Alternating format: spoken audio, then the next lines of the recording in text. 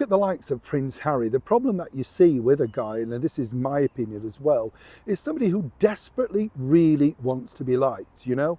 It's his whole sort of, well, reason, isn't it? I mean, we all like to be liked, I get it, but when you're used to being liked and you're used to topping polls, sometimes even beating, of course, our late and brilliant monarch Queen Elizabeth as the most popular royal, it's become a big, huge fall from grace for the former royal known as the Duke of Sussex. But the problem that you have also with Harry is that now this is playing out onto the centre stage. And the bottom line is, well, many say, really good insiders, people that worked alongside Harry as well, that he's determined to outstrip the success of his elder brother, His Royal Highness the Prince of Wales, Prince William, and indeed Catherine, the Princess of Wales. As ever, let me explain.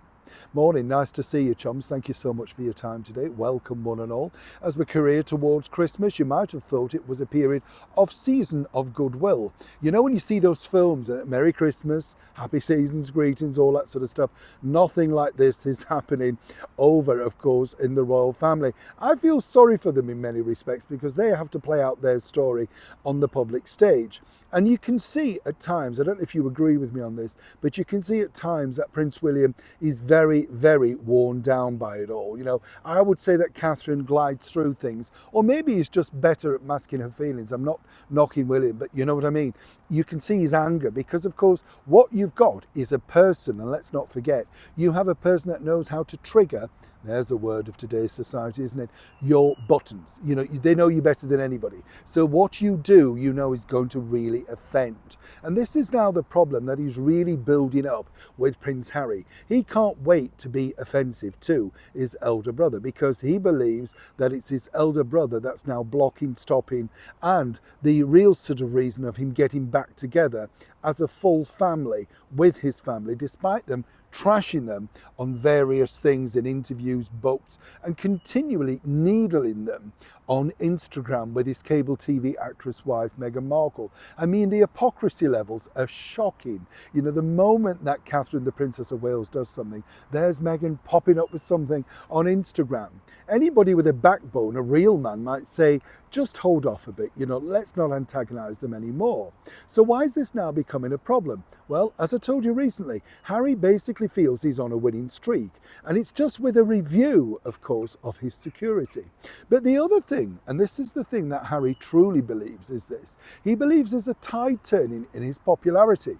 Well, at the start of the year, when the Centre Barley thing was kicking off, and everybody was saying, you know, he was a misogynist and a bully and all of those alleged things that were put out there, he feels that's now dead and buried. It's not, it's coming back in 2026. And as we also know, Harry's still battling on with endless legal court cases. You see, Harry believed that William should never have given in with the mainstream media, the MSM.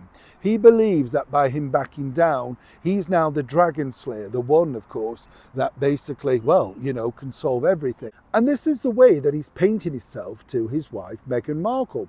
Now, if you don't believe me, this is the reason how he keeps this sort of thing, dare I say, going, because she sees him as the person. Remember, she doesn't necessarily see him as a knight in shining armour. She's never said that. She called him handsome and a fox, but she didn't say really that he was the dragon slayer.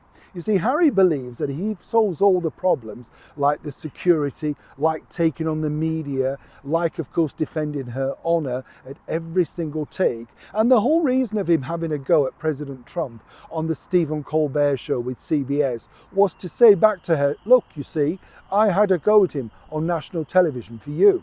Likewise, when he stood up in the ballroom at a Los Angeles event and basically pointed out that, well, Downton Abbey was less drama than being in the real royal family, that's another dig at, of course, Prince William.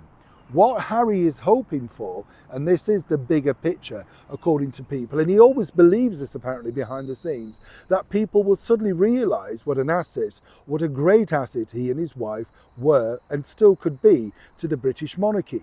And William, a little bit like, of course, some people might say his late grandmother, Queen Elizabeth, has already drawn a line under this. But the problem that he has is perhaps how will his father, King Charles, deal with it? So far, many people suggest he's done nothing. But you see, Harry is capitalising on that. And each and every time he comes up with a win, he's hoping that not only will Meghan Markle say, oh brilliant, you're a genius, you're doing incredible things for us, but then this will be a thing of, look Pa, I won that battle as well. Wasn't I right all along?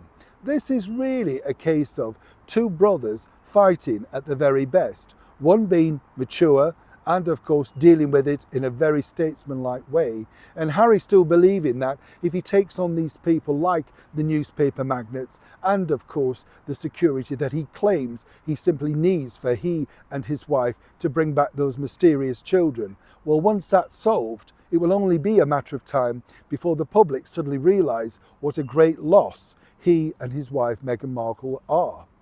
Over in the other corner, Prince William's got to deal with it. But Harry doesn't care about that. It's about public perception, and he doesn't care who he has to trample upon to get back to where he considers to be the original Dragon Slayer. And this is from an excellent ex-staff member. And Harry apparently only believes this is truly a matter of time. Neil Sean, Kensington, London.